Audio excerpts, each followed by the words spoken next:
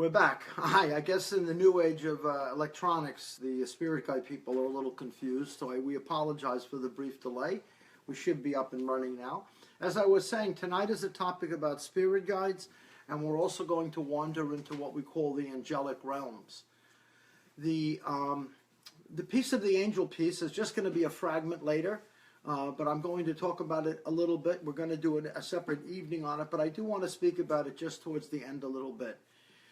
For some of you that don't know me, I do most of my work, most of the time, working in the mediumship field, which is the conduit, the go-between between those who are physically crossed over and us here in the physical plane. Way early back in my early years, I'm talking maybe 15, 20 years ago, I was introduced in the same way that my gift showed up. My gift, by the way, if you don't know this, I'm in my mid-60s now. My gift showed up somewhere around my late 40s, around the age of 47, give or take a few weeks in that period of time. And it came out of nowhere.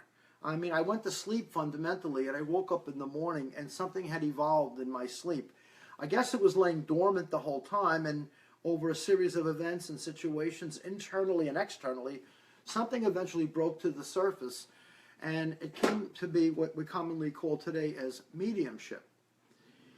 In the mediumship process, I'm in a position where I have to interpret and recognize signs and symbols from people that have died.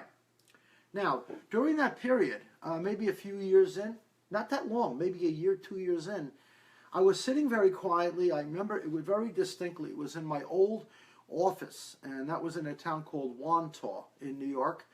And I had a different type of a vibration. I had something very different. When I do my readings, if you've ever seen me read, whether it be here, live, at my office, whatever it might be, even if you've never met me, the readings come out and there's a certain feeling, like a vibration. For example, you see one of your kids walking down the street, your heart pumps like this. You watch your daughter get married, your heart pumps like this.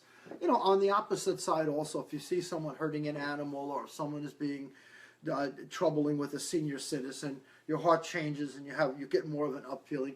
So situations, interpretations of situations, very rapidly can affect your body's biology. It can raise senses of fear, it can raise senses of anxiety, it can raise senses of joy, and so on and so on and so on. And all human beings pretty much recognize these senses. They're familiar with when they feel sad, they're familiar with when they feel happy, they're familiar when they're excited, and so on and so on and so on. It's nothing unique, it's nothing special in a way that it's separate from other people. All human beings, on some level, recognize these core instinctive biological responses.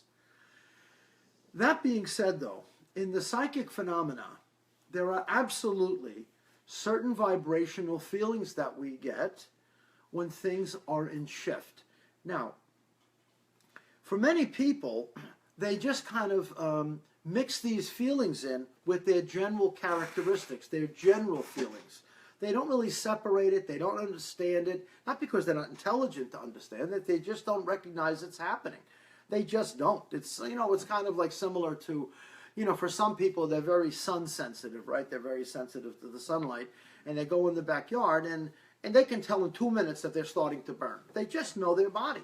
And other people can lay out there for an hour, have no idea they're being burned. They get into the house, and then a few hours later, they look like a Christmas tree, and they got balm all over them, and they're taking cold showers or something to get rid of the sting.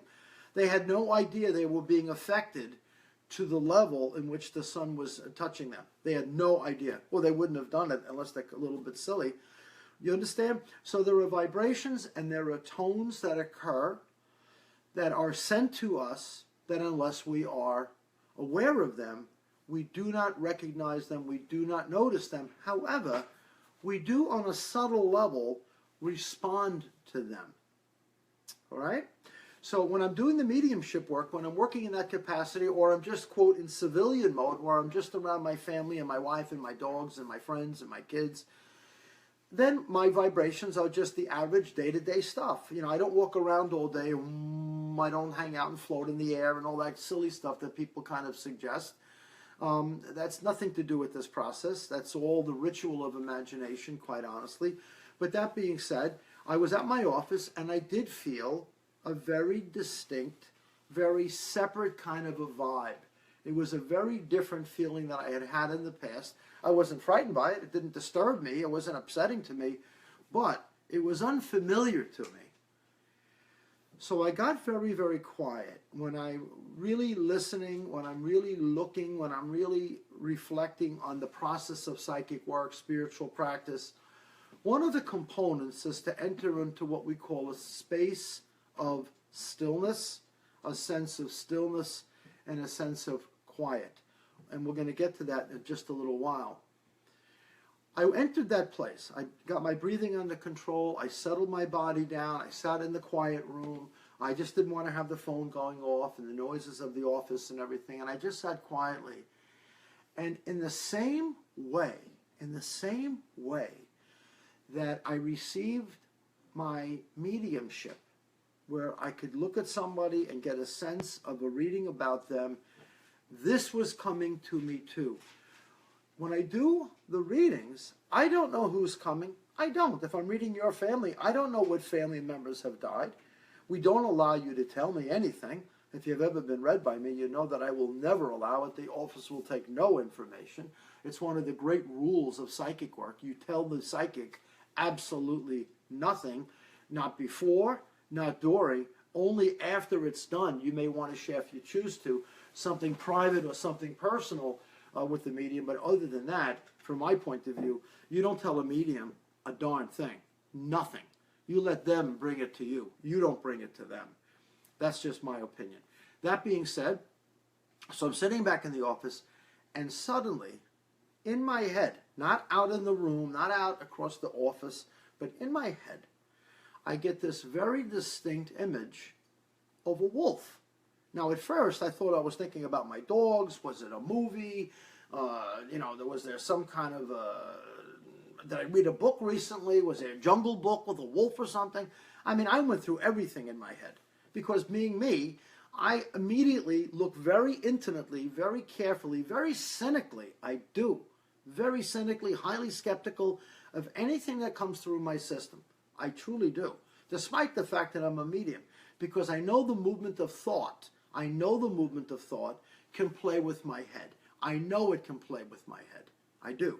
And I know a lot of people, and I mean a lot of people, that just want to fabricate these things in their head because they want to feel they're on some psychic path or something, and in order to do it, they generate their own mojo. And I'm not knocking it, but it's clearly fantasy. I mean, look, every great movie, The Lord of the Rings, Harry Potter, all of these tremendously successful volumes of work by some of these great writers throughout history and so on and so forth. Tolkien, which is one of the great writers of Lord of the Rings and so on.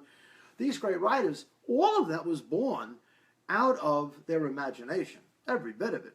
And they made that imagination come true. And today, if you go to some of these fairs or festivals, I mean, I personally don't, but I know people that do, and they're walking around dressed up like, Gandalf, and they're dressed up as, the guys with the swords and the little hobbit people running around. They're dressed up like these guys. They almost role impersonate them to the point they take it almost personally if you kind of like say, are you kidding with this? And they go, I'll hit you with my axe. That kind of a thing. They really get whacked out. So there are people that can take a simple movement of fantasy and really expand it because they attach to it in some way that makes them feel better. They feel unique. They feel special. They feel unusual. They feel like they can fit in someplace with other bunch of people like themselves. All of those characteristics. And as long as you're not hurting somebody, it's harmless.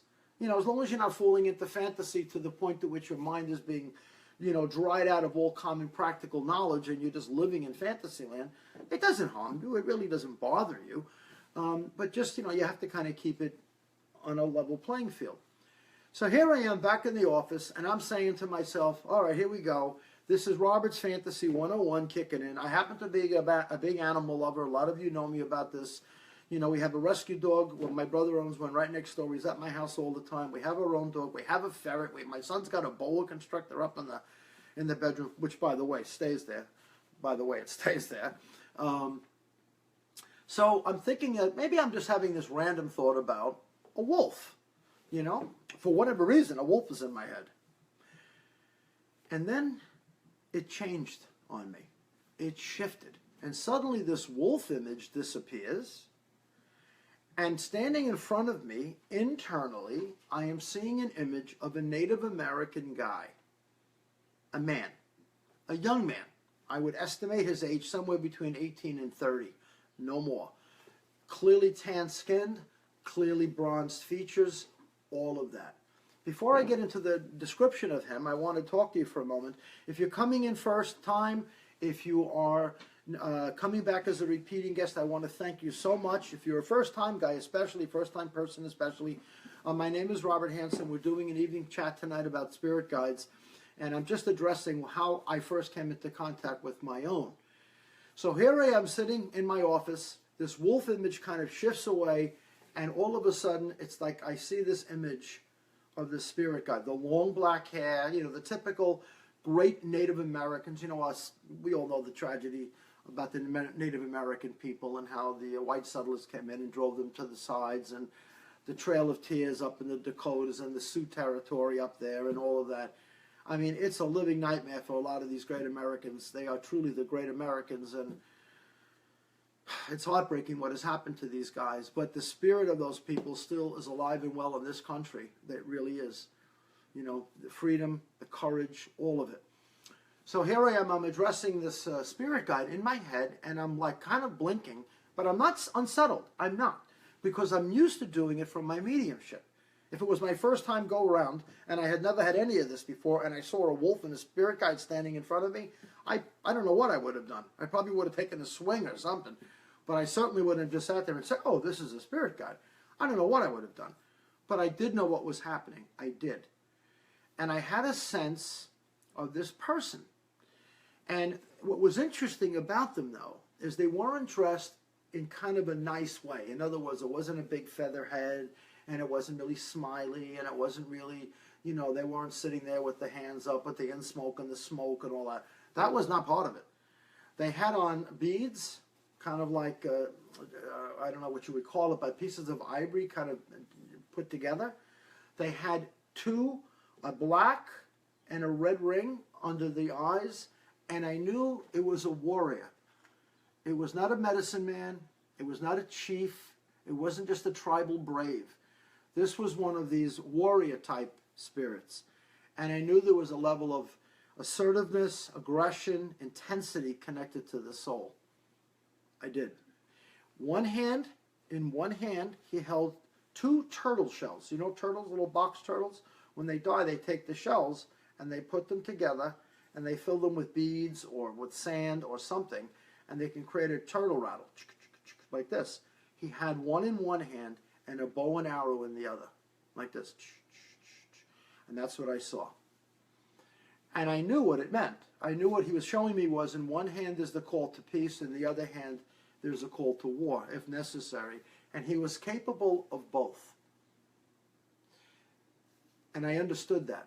I understood if you're going to have true compassion for somebody, it doesn't mean there's a weakness.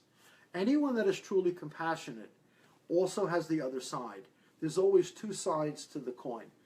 You know, great strength, great intensity, great courage, great power has a matching half to it. Compassion, love, sincerity, and so on. It's always that balance. And I felt that in the reading. That being said, I kind of accepted it like this. I said my prayers. I said, welcome.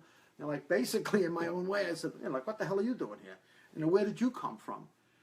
And that soul said to me, I have come to assist you in your work with those who suffer. And I went like this. I couldn't believe it. I was like, I really couldn't believe it. I'm like, this is not happening. This is not happening. And yet I was doing the mediumship, which I believed 100%. But this I was struggling with. You know, you have to understand, part of my old upbringing and all that was still into my system. I still had it. Anyway, it leads forward, goes forward, and go forward. And the visit remained maybe for 10, 15 minutes, which was pretty long. I have to say, it was a pretty long time. And I sat in the presence. I watched this energy field dance. I watched them move in my head. I watched them walk around in my head, as it were, and nothing was said per se. There wasn't like verbal tongue, as it were. It wasn't like verbal language, as it were. You know, it wasn't like verbal language. It had in the same way I received as a medium. When I'm doing work as a medium, I'm not hearing someone's voice from outer space calling into my head. If that were true, then everyone would hear it, right? They speak directly through me, in my particular case, through me, the essence of myself, and I repeat that back to the guests, and they're going, oh my God, that's my mother, that's my father, that's my brother. The same thing was happening here. It was, but it was being directed at me, not for me to give to somebody else. It was directed at me, and I knew it. And by the way, I come out of I'm a fairly respectful, I hope a polite, and I hope a dedicated Catholic. I happen to come from a Catholic tradition, and I know for some people in my own faith, in my own church, this is all, from the devil or something. I don't know, whatever they think. I don't worry about that kind of stuff, but I do know it had a sense that some people might call in certain religious circles like an angel. But it wasn't. It wasn't the angelics. I knew that. I had experiences with that. I knew it was not that. It turned out to be this guide. And what he said to me was, and I want to be clear with you about this, he says, I want to help you help people basically return home. I want to help you with your work as a medium, help the people advance on to the other side. So I kind of exhaled, and I just said, okay, in my own way of saying it, and I received it. And that has never left me. Now, for the first few years that took place, I would access or call upon this soul. Eventually, I didn't know what to call him. I had no idea. And I asked in my own way, who are you? Like, who the heck are you? And he showed me that his name was Grey Wolf, and he was connected to the Lakota Sioux. That I knew. I knew it, because he talked to me about certain battles and so on that I recognized from history, and I said, oh my goodness, and he said, I was one of the warriors of the Lakota Sioux tribe, and they have left our children dead for thousands of miles. And you, Robert, is saying, you help those who lose children.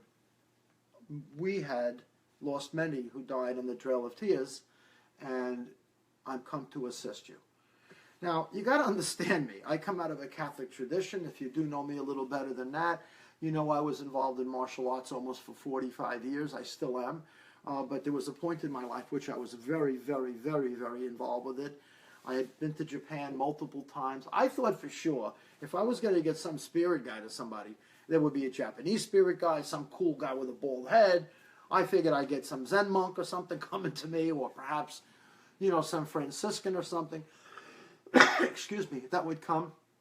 I thought I'd have one of these guys. The last thing in my head was for a Native American guy to show up. Now, I'm going to talk about that in a minute. If you're new, welcome aboard. We're having a nice talk tonight about spirit guides. And if you're coming back for the next time, if you're here again repeating, I'm so glad that you're joining me on these Friday nights. It's a pleasure to do it. It's an honor to do it. Thanks. So here I am with this new entity in my life, and his name is Spirit Guide, and his name is Grey Wolf. I said, basically, who the hell are you? And he goes, my name is Grey Wolf. Now, when I said, did you tell me your name is Grey Wolf? No. But in the same way, when I fell in love with my wife, I didn't say, do you love me? I just knew it was happening. I mean, we do verbalize it, of course. But on a gut level, I just knew it. I just knew it. In the same way, if you're not in love with somebody, you also know that. No one's got to tell you you're not in love. You kind of know you are, unless you're in denial about it in some way, right? So I knew I was having this relationship with this soul called Grey Wolf. Now, most spirit guides are living beings, human form, that have passed on and come back and, quote, attach to certain other movements of consciousness, which we call the soul. So in other words, the vibration and the vibration somehow draw each other in. They draw each other in. Not the vibration of the head that says, I want my spirit guide. I need to speak to angels. I want to hear from my mother. I want, I need, I want. If you come from that place, you cannot receive them authentically. What you will get is you're going to get your own variation on it, what you've read on the computer, what you've read in some book, or what somebody, like including me, is trying to tell you about your spirit guides. You will not get me to tell you who your spirit guide is. So if you're going to ask a question here tonight, that I cannot help you with. And the reason why I say it, it is like asking some psychic, for example, who am I going to fall in love with? If they tell you that, my opinion, politely get up and go home. No one knows when love will rise, and no one knows what draws love in. No one. No one.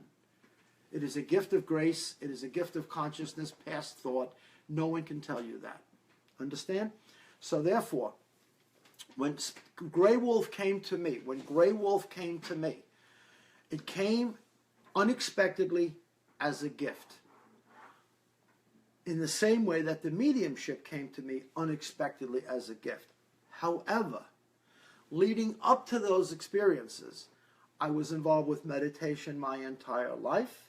I was actively involved in getting my world together. I was a member, and I have been a proud member of AA for 30 years.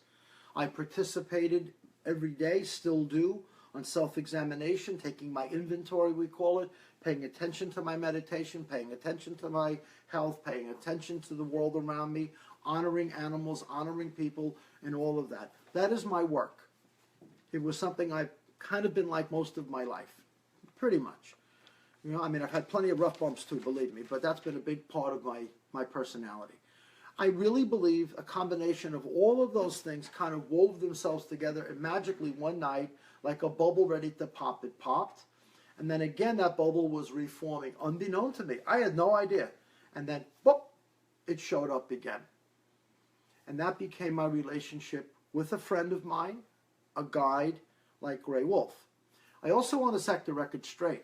Grey Wolf may be a powerful Lakota Sioux. He may be a great ally. He may be a great guide to me, and he is. But nobody is a better guide to my soul than my mom, my dad, and the God of my understanding. Nobody. This is not religion, so I'm not going to go there. You all have your own personal relationships with the divine, right? Nothing replaces it. But like any good soldier, any good Marine, any good combat veteran, they will always talk about the men and women they served with. They always talk about it. They don't say, I did this and I did that. Those guys are humble. They're decorated, yes, of course, rightfully so, but they're very humble about it. They say, thank you, sir, and they go about their business. No pomp, no circumstance, no flattery, no nothing.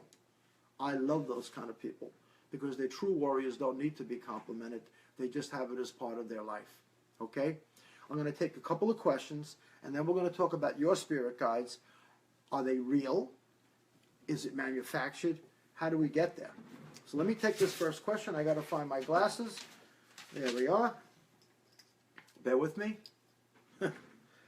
Carla asks, who helps us cross over? Our deceased loved ones, right? Who helps us cross over? Miss Carla, one of the things I need to ask you is, why do you feel you need help? Why do you feel you need help? You were the creation of the universe. You are a creation. If you like the word God, I like to use it in a very softened way here, and this is not religion, so please don't get into that whole God conflict with me, but I think you know what I'm talking about. There's an essence, the life itself. Some people call it the beloved. Some people call it the eternal one life. Whatever lingo you like, it doesn't matter. What is important is that essence, that form of incredible awe, created me, my kids, my dog, my wife, created Miss Carla, created us all. And the one that sends is the one that recalls. The one that sends is the one that recalls. Understand? Your soul, your consciousness knows to go home. Now, there are many, many people I meet who are intellectually and emotionally attached, like they hook their claws into the living experience. They are so frightened of separation. They are so frightened of loneliness. They are so frightened about the idea of dying. They are so frightened that other people have died. They are so frightened, so frightened, so frightened, so anxious, so worried, so doubtful that they have lost all of their instinctive trust, all of their spiritual trust in the grace of being received. It's unbelievable. The grace of being received. So when death does come to arrive, it is not an intellectual choice. Intellectually, no one wants to die because the mind says, I exist. And without my existence as a mind, what will become of me? If I stop thinking, what will become of me? Where will I go? I can't fathom that, right? It's beyond the scope of thought. That's why no one can really describe what it's like to die. There are people with near-death experiences who have gotten to the edge of the precipice, let's call it, but they didn't die. If they were dead, they'd be dead. They may have had some death movement and then come back, so you get a glimpse, we call it, of something, but they haven't completely died. Some doctor may say they died or something, but I'm not referring to that. I'm talking about dead, cremated, dead, buried, dead. No one's had that full experience. Nobody. If you want to discuss maybe the Christ figure that that's for another day's talk. But for now, I'm talking about the average Joe, the average Mary, the average person, right? So when someone brings us across to the other side, it is though the energy of those who have died come. And those who are connected to your vibrational range feel it. It's almost like a pinpoint opens up in the universe, and through that, your soul begins to shift. Understand? So those who love you, those who sense your vibrational needs, as it were, your neediness, quote unquote, they will come to guide you across. Okay? If we want to romanticize it, we can say the angels with the wings are coming and great white doves are coming, and we can say that there are these spirit beings running around. And the reason why these things are discussed the way they are is because it appeals, it does. It appeals to that Lord of the Rings mentality. A lot of fluff, capes, flowing hair, big blue eyes, that whole bit. And that is the same movement that creates images of everything. If you go to drawings online of angels and you'll see it on posts and all of that, that's all the movement of imagination. It is driven, yes, by a sense. That it does. A certain something activates it, and that artist within is moving now, creating, drawing, and it comes out to be this beautiful expression. And they are interpreting through here, they are interpreting what they believe is coming to them. And they absolutely believe it. I mean, I'm not knocking that. I'm not judging that. It is within them. That's what they're saying. But it's also unique to that person. So for me to say to you, for example, Ms. Carla, the way my mother died is the way you're going to die. The way my father died, you're going to die. I'm not talking physically, but the movement of the souls. I can't make that statement. I don't know if I'm going to die with the same consciousness as my dad. I don't know if I'm going to die as the same consciousness as my wife. I have no idea. Because your consciousness is always evolving. It is never fixed. It is never frozen. The only thing that remains fixed, the only thing that remains complete, the only thing that remains eternal, vibrant, infinite, beautiful, sacred, is your conscious soul. Yes. That is absolutely unstainable and untouchable. To say it to you doesn't mean anything. It's nice words. It sounds encouraging. I get all that stuff. But unless you have that experience directly, it's just a bunch of words, or you try to convince yourself that it's true because someone like me is telling you to listen. You have to find out for yourself. You have to find out for yourself. Otherwise, it's just you repeating what someone else is saying, or it's just you repeating it because you want to believe it, or you're too scared not to believe it. I mean, let's get this straight, please, okay? So the first tenet, one of the first rules of any spiritual practice, is to look at thyself. The great Buddha, one of the great spiritual teachers of all time, said, be a light unto yourself. He chastised everybody that was holding on to all of these guru guys and spiritual teachers and running around bowing to guys. He said, stop doing it. Stop doing it. He goes, just sit with me and let's talk. And the man in the Eastern tradition of the Buddha was paralleled a little bit by the Christian fellow, Jesus and others, who would basically say the same thing. They would. They would say, stop looking elsewhere. I am within you and you are within me. Come to know this. I mean, it doesn't get any more clear. So the relationship with your spirit guides is very personal to you. And we're going to talk about this in a minute. I have another question here, though. Let me just take a little bit of water. Well, this remoter must be reading me because she's asking the very next thing I'm about to bring up. And she asks, Ramona asks, does everyone have a guide? How do we know who they are? And how do we get to know them? Okay? All right. I know what she means in English. I do. Right? And the word know implies the word knowledge. Right? Knowledge. So if I asked you, how do you have knowledge that you love your wife? How do you have knowledge that you love your children? It would be an odd way of stating it, wouldn't it? And do you have knowledge about loving your wife? Do you understand if you love her or not? It's kind of a bizarre question. If I had knowledge about American history, I could say, yes, I studied it, I have some knowledge about it. What do you need to know? If I can help you, I'll assist you. And then I access my memory and my experience, and I give it to you. And either it's correct or it's not correct. It's A or B, right? Okay. But when it comes to the spiritual practice, the word knowledge is not in the book.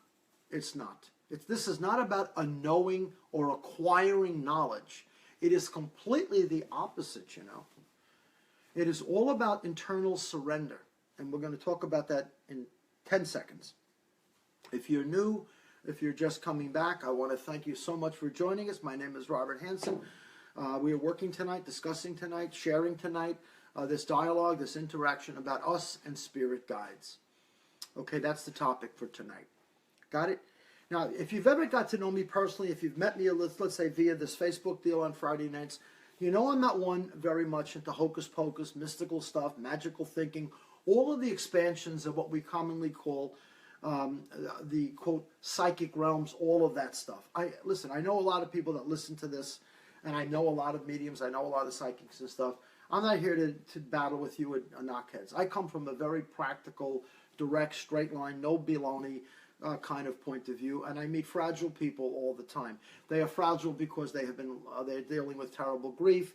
They have lost their children. They have lost their parents. They have lost their siblings, and they're heartbroken. And as I've shared endlessly here, when you're heartbroken, you're vulnerable, and when you're vulnerable, you can be taken advantage of. It's plain and simple. Someone can roll into your head, and they come across as the great healer and the great protector, and they come rolling into your world, or you go find them in some workshop or something, and they take on the persona that, don't worry, I'll take care of you kind of a thing. And you become almost a servant to them internally. You become, with all respect to my language, you become a beggar. Please help me, I'm broken, please, please, please, do something for me. They say, don't worry, I will take care of you, or I will guide you. That kind of a thing. You understand? And that makes someone very supple to bend, very easy to manipulate. It is. So one of the first rules of really coming to know the guides is what and how do they really come. And that is not through knowledge. It is not through something that is taught. It is not through something you can learn in quote unquote in a technique. If I could have a technique to teach you how to fall in love, and someone said, Robert, I don't know how to love I can't find someone to fall in love with. I'm a lonely lady. I'm a lonely guy. I don't have anybody. I really need to fall in love again. I'm so lonely. Can you give me a few techniques? I couldn't do that with a straight face. I couldn't do that. I mean, you might say, do you come out and do you go out socially? Do you go to the tennis club? Do you go to the gym? Do you go to church? Oh, no, I stay in the room all day. Well, I might advise you to go out in the public, but that's not a technique. That's just a kind of a little tip maybe to get moving. Yeah, but when it comes to the spiritual practice, the internal piece, it's not a matter of knowledge. It's not. What it happens is, like it happened to me in my office, it's a matter of being internally ready. And when you are internally ready, you are ready to receive what is coming. If you are seeking something, if you are seeking a particular idea, a particular identity, for example, myself, I had said when Grey Wolf first showed up, I thought it would be a Japanese guide or something like that. If they ever came to me, I would have that idea. And it was completely not what I expected. Completely not what I expected. Totally not what I expected. And I had this other source come to me. And a complete different entity. Completely different than I had thought. So the first rule is to expect nothing.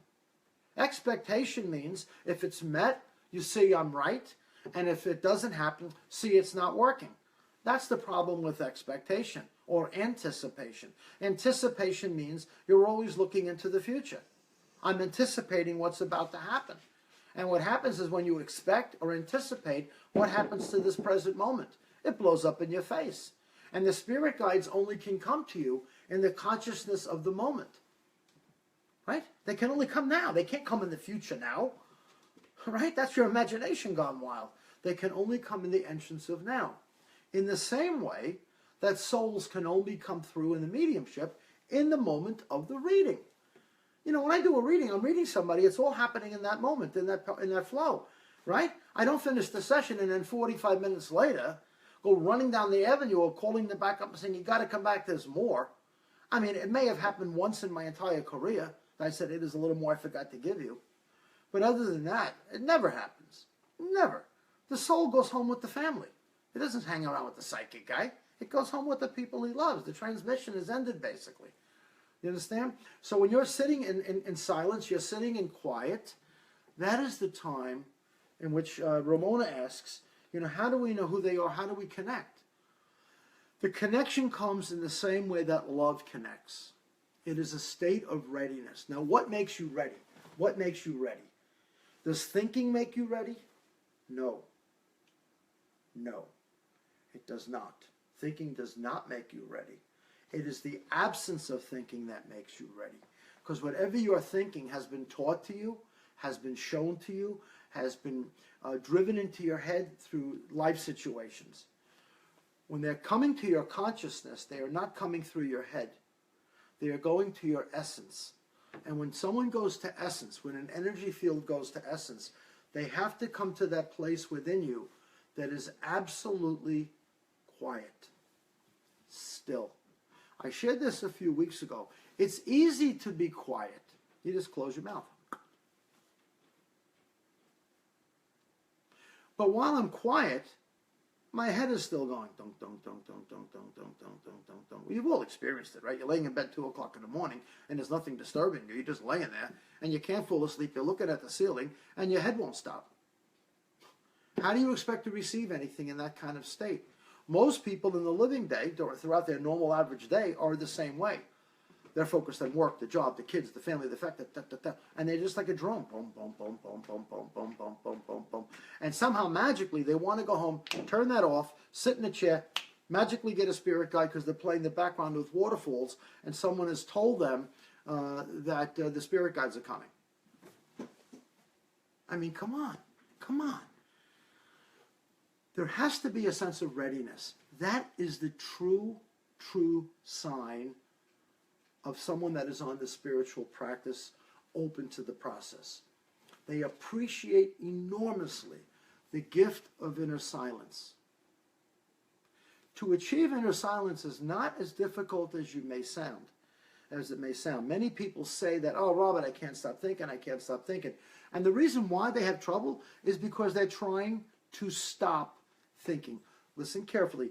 The they, the ego, the person, the identity is trying to control the inner world, the ego, because the ego says, I want to have a spirit guide.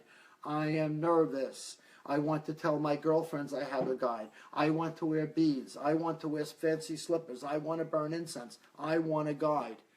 And I'm going to get a guide, like I'm going to get a Mercedes or something. The guide comes into the emptiness within. The window has opened. And do not compete with your thoughts. Don't. Just allow your thoughts to move in and out. It is the attachment to those thoughts that keeps you stuck in what we call the temporal, meaning the world of men and women. And it disconnects you from everything else. Look, I'll go back to the Native Americans for a minute. I am sure that they thought about a billion things like everybody else. But when they were hunting, when they were near water, when they were up in the beauties of the ridges of mountain snows, on the desert, when they were in any of these environments that the Native Americans, and I'm not just limiting it to Native Americans, this is people from the Amazon, people in the desert regions, people up in the Northwest Territories, people that are really around nature, they move much more by a scent, a sense, and an inner knowing. They move in what we call harmony with that which is moving, right? That is why many cultures will say, I have a wolf guide, I have a bear guide, I have a hawk guide, I have a lizard guide, right? A lizard guide. When the mind says, ooh, I don't want a lizard guide, I want a hawk guide, you won't get anything. You won't get anything. Because you're asking what is to be sent to you, like you're looking to buy a shirt and you want something that's going to be flowery and all that stuff. Nonsense. Just nonsense.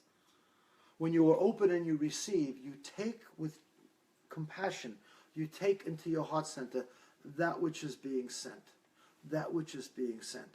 And it's being sent to you to, quote, guide you, right? Now this is a tricky piece here. Why do you need to be guided? Why? Why? Right? If we're learning how to repair a car, yeah, you may need a guy to guide you. If you're learning how to explore the side of a mountain and someone's done it before, you may hire a guide, right? But here's the deal. You cannot, I don't care how good that guide is. I don't care how good the Sherpa is taking you up the side of Mount Everest. The Sherpa may have done it 25 times. He's some legendary mountaineer guy, and he's taking you up his favorite trails. You cannot have the same experience as him. You can't. Your consciousness is totally unique to you. You can't act like him and then become like him. You can't. Why bother trying? It's ridiculous. You have your own beauty. You have your own essence. That is the first pure guide you're ever going to get of spirit, is you. Your own natural soul. Your own radiant being. That is the ultimate guide. But what people want to say is, I don't trust me, I don't like me, I don't want me. That's all out of here. That's got nothing to do with the jewel within. And if you would take the time to go silent, if you would take the time to sit, if you would take the time to surrender, if you would take the time to look and notice the ego itself moving, which is not you, by the way. Your ego is not you. Many people believe it's them because it's so powerful, it takes over everything about them. But it's not them. An ego, or your identity as we call it, has been cultivated through conditioning, through religion, through your parents, through your environment, through your neighborhood, through your experiences, through your intelligence, through your chemistry. There's a million things that form what we commonly call the egoic identity. But every bit of that has been created internally. It is not the source at the essence or at the beginning. We talked about this weeks back. My granddaughter was born, she was here today. She's about 16 months old now, going on 17 months. On day one, she was this beautiful child. My daughter brought her to her chest, holding and loving each other. She was absolutely pristine. Nothing had touched her sacred soul yet. Nothing other than the genetics that were given to her at birth. And then she had contact with my daughter for the very first time. A mother's breast to my little granddaughter's face. And they absolutely knew each other. They fell in love with each other. There was this bonding like this. And nothing had to be said. And no one had to move. No one had to say anything. And we just stood there and watched my daughter cry and the baby rest. I talk about it now. It makes me upset. It makes me like this. It was incredible. And it was also true with my own beautiful wife when our children were born. And I was there for all of them. You know? The first guide in your life is you. Please, please, please stop seeking outside of yourself. However, as this begins to settle, in the same way that loved ones of a family can come, departed in-laws can come, departed guys that you served our country with can come, people that you love that can come, those that also sense that come as well. The spirit guides were living people. They were. living people. Now, in certain cultures, they also maintain their guides as coming through the animals. Coming through the animals, like this. Coming through the animals. Right? Some people believe in the orca, the white whales. Some people believe in the jaguars. Some people believe in the Aboriginal people. Those are all based on individual, environmental, cultural expressions of their interpretations of guides. I'll be right with you. Please, guys, if you're here for the first time, my name is Robert Hansen. Welcome to an evening's talk about spirit guides and how we interpret, how we do it. If you're coming back for the repeating on a Friday night, I want to thank you so very much. I greatly appreciate it. We have a question, and then I want to get back to this topic. How do I identify my spirit guides? That's where we're going. We're heading right in that direction. We're going right there. I'm not sure who asked the question. Your name is not here. I don't know who you are. I'm sorry. But it's how do I identify my spirit guides? So if you asked that question, thanks for asking it. But I was just discussing, it is you are the ultimate first guide. Make no mistake about it. Stop surrendering yourself to the others. Please stop it. As the Buddha said, I said it before, be a light unto yourself. Be a guide unto yourself. To guide you to what? How to get a better car, how to get a better job, how to fall in love, how to get me more money, how to get away with doing something bad to somebody. Is that what you think the guiding is about? Absolutely not. Absolutely not. The guidance is to return you back to realizing who you are on the most sacred level. And when you come to realize who you are on the most sacred level, all suffering ends. If you ask anybody that comes and asks me about guides, at the bottom line of their questions is always the same thing. I have fear, I have doubt, I am not sure, I feel fragile. I have never met anyone, and I mean almost, that I can think of in 23 years, that has come to me and said, I feel solid, I feel grounded, I have great trust in my own soul, I have a great relationship with the God of my understanding, I am completely at peace, all of that, and then they say, by the way, though, do I have a spirit guide? They'll maybe do it like that, but they're not asking in the way many people do ask. Many people do ask. And like there are people, for example, that someone is dying and they go to prayer, which is beautiful, by the way, and they invoke a saint, or they invoke a guide, or they invoke somebody. They're kind of looking for that little extra add-on. What that dying person really needs is really the acceptance of your love and your forgiveness and compassion. That's what they need. Your guide is, your presence is their guide. And you're not guiding them to a particular place. Why? Because I said to you before, when you pick a particular place, that implies you know where they're supposed to go. You know where they're supposed to go. Well, who came up with this stuff? Who came up with this stuff? I'm not talking religion tonight, please. I don't want to get into that heaven and hell stuff. I don't want to go there. But who decides for you where your soul is supposed to go? Give me a break. Who's supposed to tell you these things? Right? It is your fear that says, you know what, please tell me because I'm too nervous.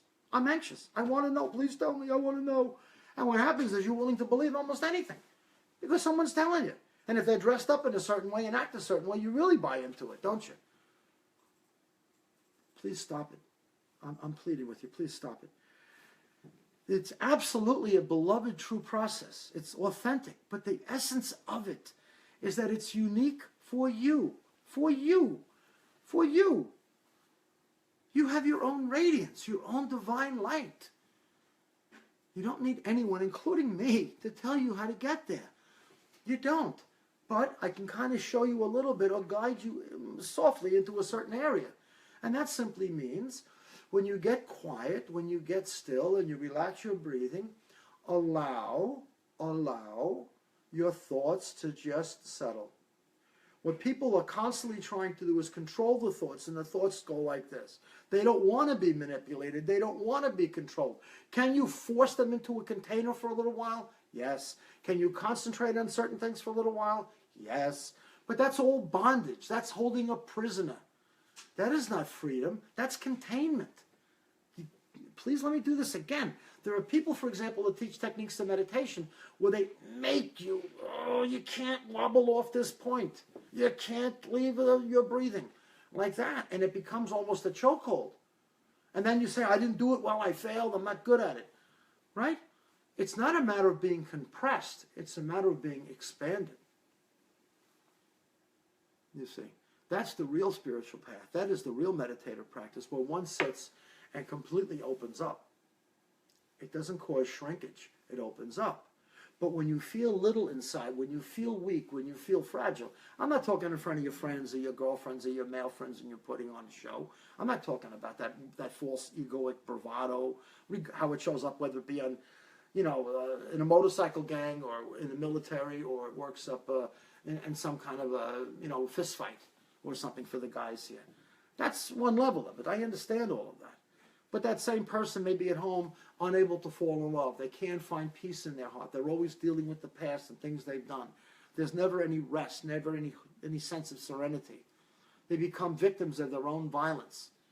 All of that kind of thing. And then they dismiss it and excuse it and rationalize it or whatever the heck they do to somehow live with themselves one day at a time. Those kind of guys, And women have done the same thing, of course, too, in their own way. I'm not just picking on the guys. And we've all done it. We all reflect back on mistakes that we've made. The key is, can you in this moment be still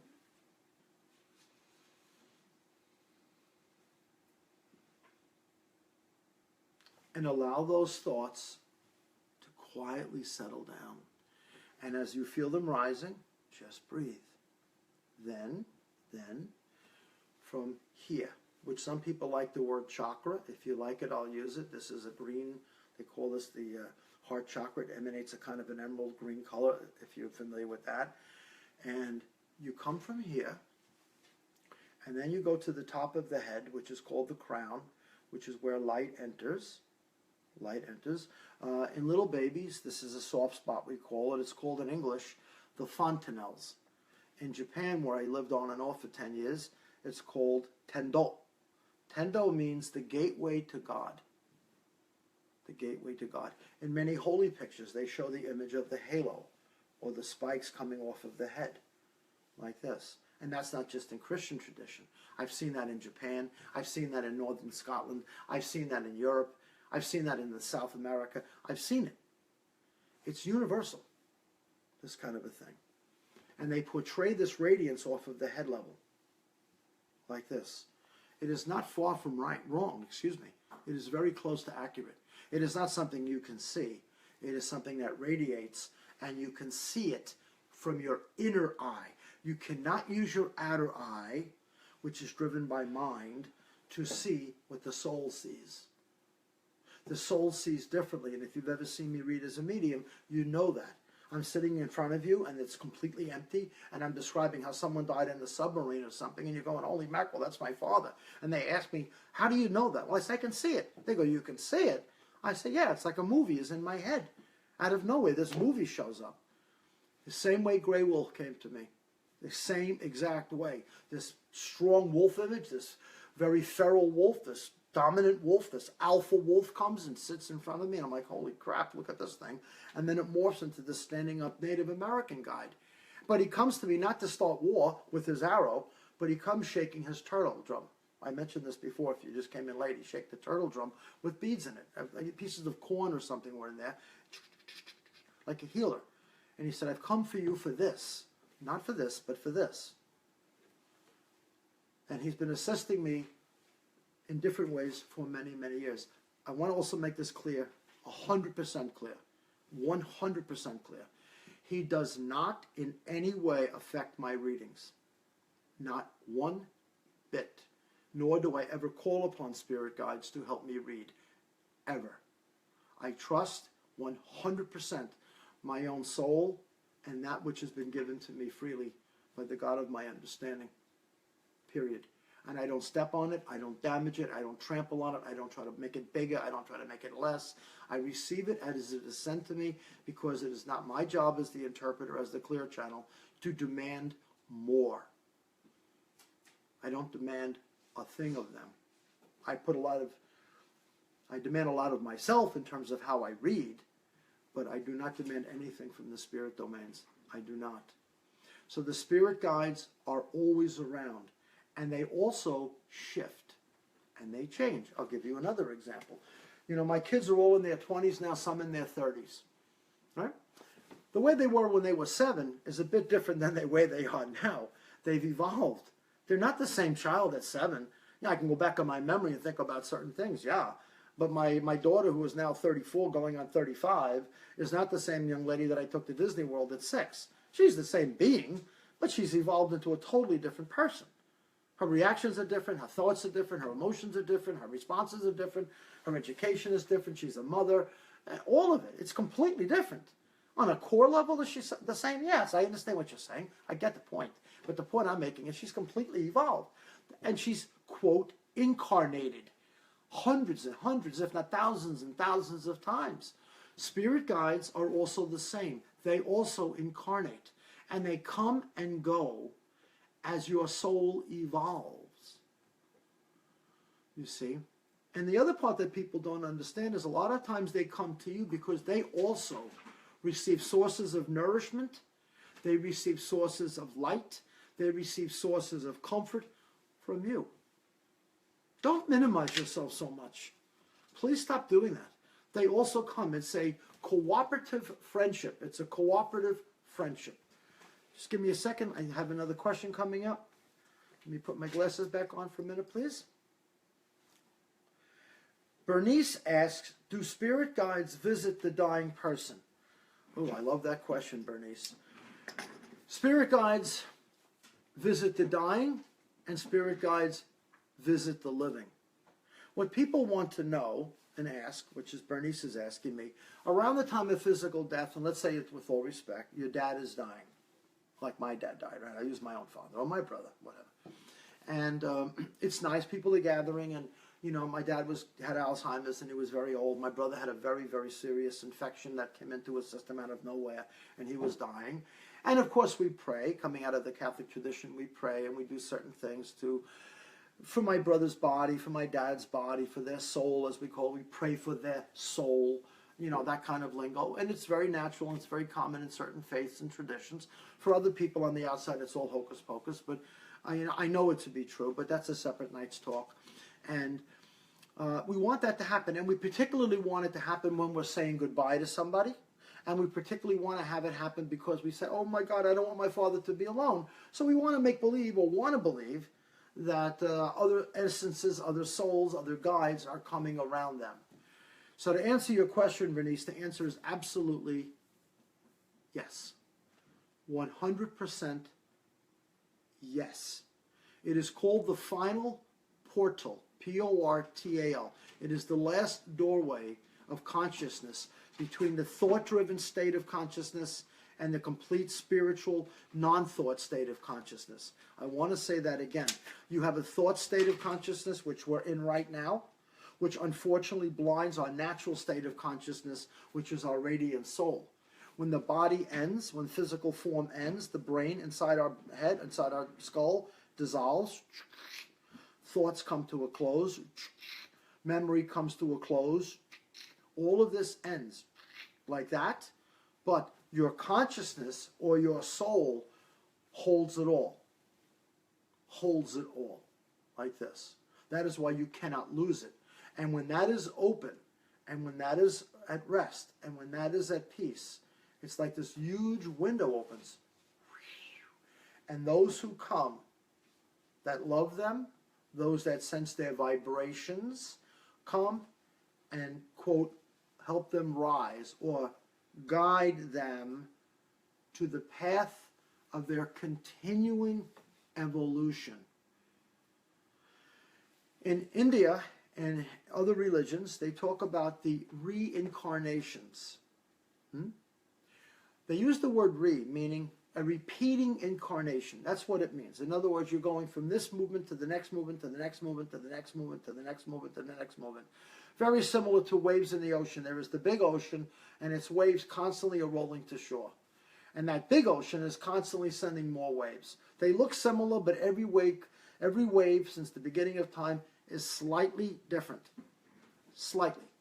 Every one of them. But they look the same. To the eye, they look similar. They look similar. Right? It looks the same.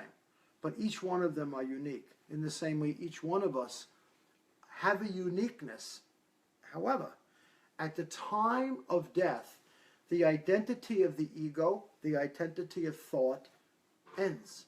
And you begin to be shown, guided to, your true essence, which was born eternally before thought ever showed up, before thought ever took over.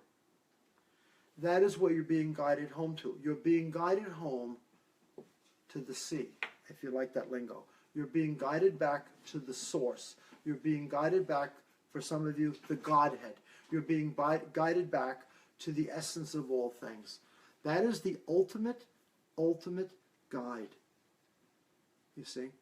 As I said before, I'd like to welcome you. If you're just coming in, or it's getting a little bit into the hour now, we're going to stay on for another 10 or 15 minutes. I'd be happy to stay with you, no problem.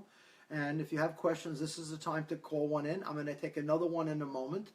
But if you're new coming back, thank you so much for being here. But I just want you to get a handle on Rob, because, you know, I know when I put the spirit guide thing up a few weeks ago, I knew I was going to get a lot of people with bird feathers. And I'm not knocking, please do not misunderstand me. I'm not knocking those things. Smudging and all. It's all beautiful. It's sacred. It's divine. And by the way, the sacredness is not in the object. It's in the intent. Right? It's in the intention. You can have the most beautiful bird feather at home up on a wall with the smudging thing and all kinds of beautiful ornaments up, and you're screaming at the cat, or you're hitting the dog, or you're cursing at your husband. And leave me alone, I'm trying to be spiritual right now. You know, it's madness. It's like it's insanity. So by the costuming, they feel they're making themselves spiritual or something. You know, that kind. I'm very spiritual, they tell me, or I'm very sacred, they tell me. All right, I'm not there to judge you, and that's not my point. But why do you need to declare it? A truly spiritual person doesn't say it. That's true humility. They don't say it. They just are it. They are it. My dog, my friend Danny, my dog, is as sacred as they come. He's pure dog. He's 100% dog. He doesn't try to be anything else other than dog. Does he have, quote, a little bit of humanness in him? Yeah, that's because he hangs out with me and my family, and most of the time we're cuckoo. And he picks up some cuckoo traits. But other than that, he's a pure essence dog. Birds are birds, right? Cats are cats. Mice are mice. Eagles are eagles. They're not trying to become human. Why the heck do you want to become them? It's not your path. Your path is to be the full manifestation, the gorgeous, sacred, divine, radiant expression of who you are, your essence as a pure being. And if you don't recognize it, that's fine. That is your pathway. That is your unfolding. It is part of your shedding. You're shedding, you're shedding, you're shedding. And through life's challenges and situations, you continue to shed. Right? And what keeps you from seeing it is your fear, or the wanting to attach to other people, or the needing to be something that you're not. I don't want to be this. I want to become that. I want to be more spiritual. I want to be more sacred. All of these kind of things. It all implies that you're broken or something. You're not broken. You're so far away from being broken, but if you don't know that, my words mean nothing. Are you dealing with pain in this lifetime? Yeah. You're going to have loss. You're going to have grief. You're going to break your knee. You're going to burn your finger. You're going to lose money in the stock market. You're going to have a car accident. You're going to have a fender bender. People are going to tell you they hate your guts. People are going to call you this. People are going to call you that. I mean, goodness gracious. This is part of the human condition. Part of the human condition is to tear down human beings, unfortunately, quite a bit. Quite a bit. You understand? So, I mean, that's just part of the game that people play. You know, it doesn't really bother me a whole much anymore. Back in the day, you know, my temper would pop up and I'd become a little bit of a different guy. But that's a long, long time ago. It was kind of the foolishness of youth. As you get older, you seem to get a little bit more subtle, I guess, in certain ways. Just part of human biology. You know, some people, as they get older, of course, get bitter, resentful, angry, defiant, withdraw, dismiss, exclude, only include what makes them feel good. It's my money, you're not getting anything. Those kind of guys. You know, I'm going to spend all my inheritance. I'm not giving it to my kids. Those kind of things, you know. I mean, that's up to you, but I'm just saying. You understand that kind of personality. Life has become bitter. You ask them if they would live life once again, they say, absolutely not. I hated my life. Do you know why they hated their life? Because their expectations were not met. or they had challenges that they considered to be very difficult. And absolutely, on a physical phenomena, some human beings have had atrocious lives. Locked in prisoner of war camps, had their fingernails pulled out, have been burned at the stake. I mean, goodness gracious, some people have had horrific lives. Severely, profoundly challenged as a child, born with acute special needs. It's horrific, but not in the essence. Not in the essence. This is not religion, so please, it's not religion. But we're coming up to the beautiful time in the Jewish tradition of Passover. We're coming up in the beautiful time in the Christian tradition of Easter. The cross is a very popular symbol today around the world. It's hope, peace, salvation, radiance, love, all of the manifestations of the image of the cross, right? Most people see it that way. Most. Not all, but most. Other cultures, they persecute Christians. I get it, right? But before that became a symbol like this, the cross was turned around, and it was a feared instrument of torture and death. It was a feared instrument of torture and death, right? It was feared. So one face was the fear, the other face was the love. And it took one particular soul to die in order for that to be realized. You see? So to put this kind of all together for you, to receive a spirit guide, the first question I want you to ask yourself before we finish up here tonight is why? Why? That's number one. Number two, if you feel that you are drawn to it, you must enter into silence and allow to come what comes. It may come in the form of light. It may come in the form of a sound. It may be coming in the form of an image. It may come in the sense of an overall body emotion. It will come. Allow it to come, and don't try to hold on to it. Let it come. Let it breathe. Let it go. Okay? All righty. Now tonight, we are just finishing up. We have only a few minutes left, and I want to just make some last closing comments. I will not be here next Friday night. The office will be closed next Friday night. We have some personal stuff going on within the family. The following Friday night, that is on April the 7th. This is going to be a night, for me, I really am looking forward to. I look forward to every one of these nights with you guys, but this one is going to be awesome. This is about our beloved pets. I've had many of my pets pass on. I have pets now. I am a huge animal guy, and I know a lot of people are interested in what happens to pets. Do pets have souls? Is the rainbow bridge just in my imagination? Is it just a cutesy thing someone tells me so I don't feel sorrowful that I lost my beautiful cat or my dog? Or is it authentic? Do my family members have my pets? Will my pets be with me when I'm coming home myself? I mean, as in dying. Will they be there? All of those questions will be asked. All of them. So that's Friday night, April 7th, 7 p.m. Now, we've been getting a lot of calls here at the office. A lot of people want to come either to see me at my office or on video, on live. And we have this, 2 dates are available. We have April 10th and April the 11th. Both dates, I'm only taking 6 people in a private group, and those readings are about pets. How cool is this? We're going to do just 6 people on April 10th and a separate 6 people on April 11th. 6 people in each group. It can come from one whole family or 6 different individuals. It doesn't matter. And it's going to be about pets, the love of pets. It will be a private version after the workshop. All you have to do is go to the website to register. So on April 7th, we're having the Pets Night Live. And if you feel that you're a pet person, you love them like I do, and I do, then April 10th and April 11th is a no-brainer. You would really, really, really, really be missing out on a very, very unique private experience with me. It is very rare that I do these, but I have been asked by so many people, I'm going to do it. Okay, so one last time, April 7th, Pets Live, 7 p.m. On April 10th and 11th, 6 people only. You have to go to the website to register. Sign up, please. I want to help you with these pets. I do.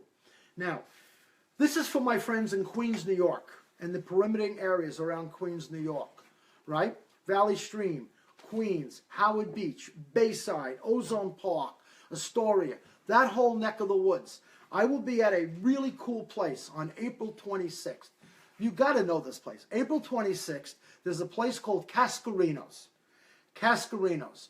It is located in College Point, Queens. College Point, Queens. And I will be appearing there live. We've had so many great people out of Queens say, Robert, you got to get into Queens. You got to get into Queens. I usually work in the Nassau, Suffolk areas. You know, okay, I'm in the city from time to time. And I'm not too, I love my Queens people and I love my Brooklyn people. Don't misunderstand me. But we've had a lot of requests out of the great Queens people. And I'm just going to read it. We've had requests from Valley Stream, Ozone Park, Astoria, Howard Beach, Bayside, you name it. And when I'm going to be at Cascarinos in College Point, you have to call them to register. You get that information, April 26th. And finally, last request, last topic. A lot of people have asked me about my book. This is my book, Windows Without Walls. If you'd like to go, you go to Amazon.com. You can pick up my book from Amazon.com. I want to thank you for being here. Have a good night. God bless you. Namaste.